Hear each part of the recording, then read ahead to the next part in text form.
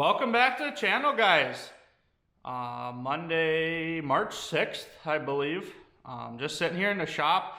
We had a phenomenal weekend. It was a birthday weekend for my daughter. And we went to the Mall of America on Saturday. And yesterday we had a shop full of my side of the family and just had an awesome time. Spent with family, friends, and just an awesome weekend. So I'm going to start this video off. It's not going to be like anything I've ever done before. And this whole videoing is really hard. I'm still not used to it. So just keep that in mind. I'm not going to be as professional as I want to be, but hey, we got to start somewhere. I actually have notes for the first time ever on this YouTube channel. And this is in response to last week's video. It was not supposed to be offensive to anyone. It was more of a video of I'm sick of farmers stabbing each other on the back to make themselves look better. And just we all need to get along. It's going to take all kinds. But as far as pasture raising beef, I did look into it, and these are just the numbers I found. And I want to share these. I want to see what your guys' opinion is. Honestly, it's not as bad as I thought it was going to be. It might actually be obtainable, but I'm just going to list out these numbers and see what you guys think, and then go from there. So according to the Beef Magazine, there was 26.8 million cattle processed last year. That's processed for beef. So, and 85% of them were raised in feedlots, coming to 22.78 million head raised in feedlots. So that is a lot of animals. 85% of the total processed cattle are raised on feedlots.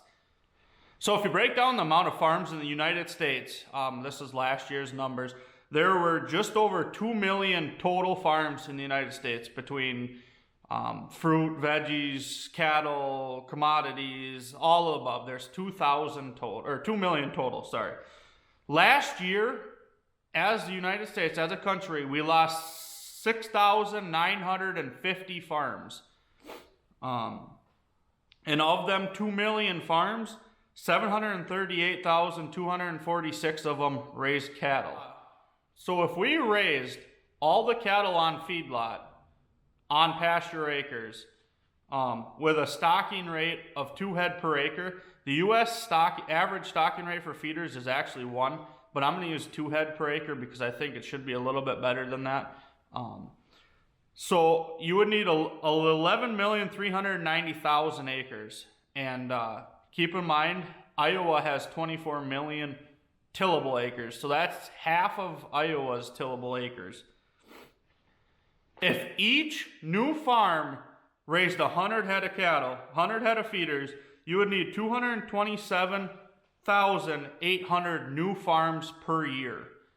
Or new farms to raise the feedlot cattle, not per year. But that's without how many we're losing on an average basis. And also, yes, it's doable to raise 100, but I don't think you could get that many. I mean, I think the amount of new farmers are not going to start at 100, so I think it'd probably be double that. But just the easy math at 100, it's 227,800 new cattle farmers per year. I can't find the information on how many new farms are started per year in the United States. I don't know if that's a public number. I couldn't find it, let alone just cattle farms. But I can tell you between 2017 and 2020, we lost a total of 23,000 farms as a total in the United States.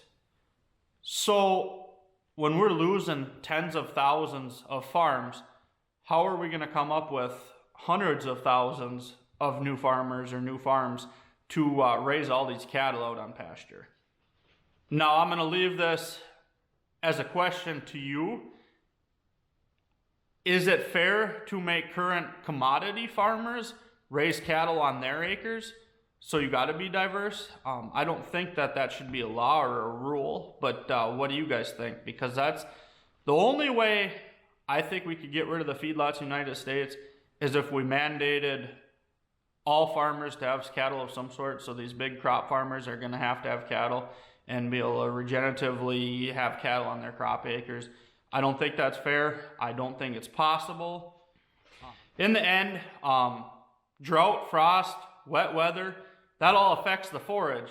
So I think another thing to think about is if we had all these cattle out on pasture, we're going to be a lot more susceptible to weather conditions affecting forage growth versus in a feedlot, because you can always get creative with feedstuffs and feedlots as far as corn silage and wet cake, dry distillers, all that kind of stuff. You could feed that out on pasture, but I think that totally eliminates the reason of that. So in the end, I'll end with this. I have hundreds of people reach out to me, both here on YouTube, but mainly on Facebook, on advice to get started. There's a lot of people out there, but the successful ones are less than 0.1%. There's a lot of people wanting to, and I don't know the answer to it. I don't believe in free money. I don't believe in government programs as far as getting new farmers started. So I don't know the answer, guys. I guess we'll leave that to you. What do you think? So in the comment section, answer these questions for me. Do you think it's possible to get rid of our feedlots and have all pasture raised beef in the United States? Do you think it's fair to mandate to crop farmers that they have to have X amount of cattle per X amount of acres that they run? And how do you think we can make it easier for first generation farmers to start? Just a short and sweet video for today. I don't even know if this is going to be regular scheduled. This might be just popped up during the week. I'm sorry to the people that I offended in the last video. I've always stated that I would love to do strip till, minimum till.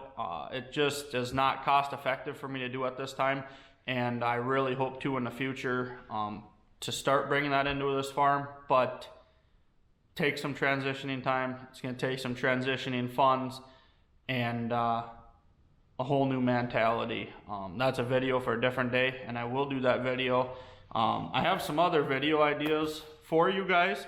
The first one's 5 stages of the first generation farms mentality, and another one, time is money, operating costs. I really want to do a video on operating costs, and a question for Chicago Board of Trades and hay production.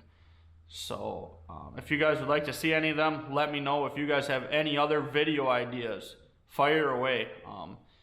I'm not very comfortable doing this style of videos, but I think it'd be fun to get into and fun to interact. And just remember, guys, not the bad guy, just a first generation farmer plugging away. And we're a first generation family living the American dream that obviously on these numbers is sadly dying. So with that, please like, comment, subscribe, follow along for more, and we'll talk at you later.